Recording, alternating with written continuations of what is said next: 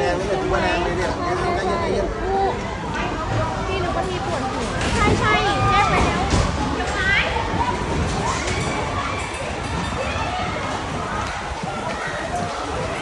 ไม่ไหวพี่เดี๋ยวก่อนนะประตูอยู่ทางไหนวะหวานเร็วลูกวิ่งดีๆพี่นึกว่าพี่ปวดหัวจะอ้วกยังไม่นอนอ่ะ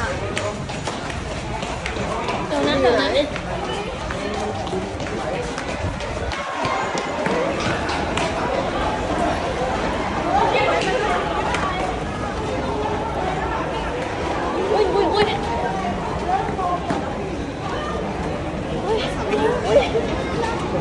แล้วอยู่บนตึกด้วยลูก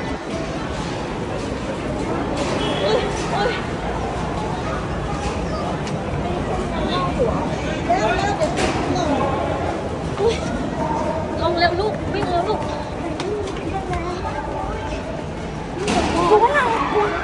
อย่าเพิ่งตกใจลูกอย่าเพิ่งตกใจลูก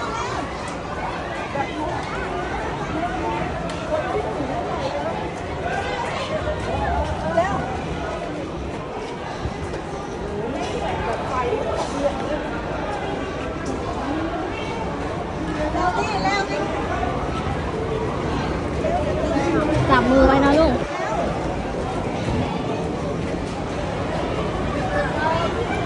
ไม่เที่ยงเลยอ่ะ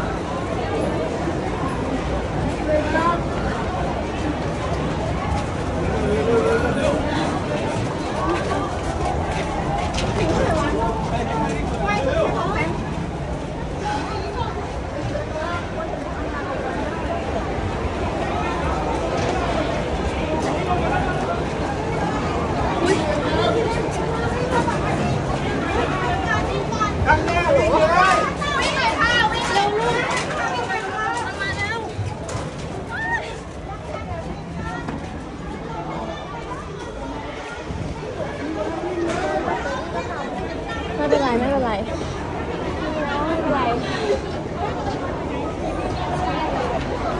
ฉันจีแล้วเนี่ยฉันดูขนมเพชรใหญ่รีบมาหาคุณอย่างนี้เลยอย่ามองมันมัวเร็วๆเพชรใหญ่ขอร้องจ๋าช่วยด้วยเพชรใหญ่รีบไหม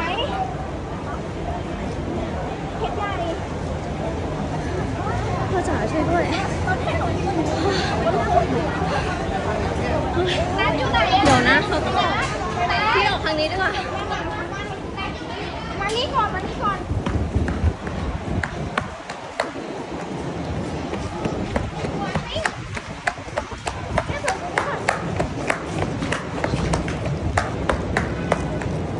ปเร็วไปทางโรงพยาบาล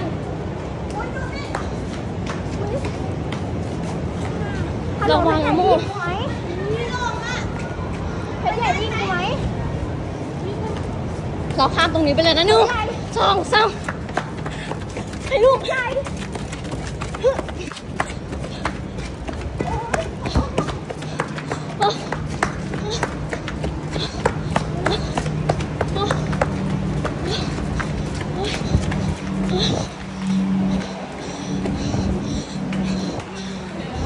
เพชรใหญ่ดิทำไมรีบมาหาคุณดิฉันเลยจะมองอะไรกัน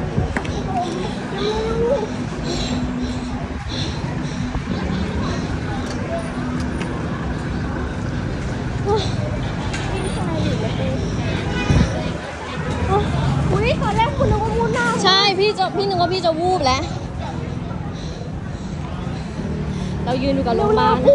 เราตึกถล่มให้พิมพ์มาไงเร็วๆแบบก็จะหมดรีบมาหากูตรงนี้เลยเพื่อนเราอยู่ตรงโรงพยาบาลดีกว่าเดี๋ยวเราไปรวมตรงศูนย์โรงพยาบาล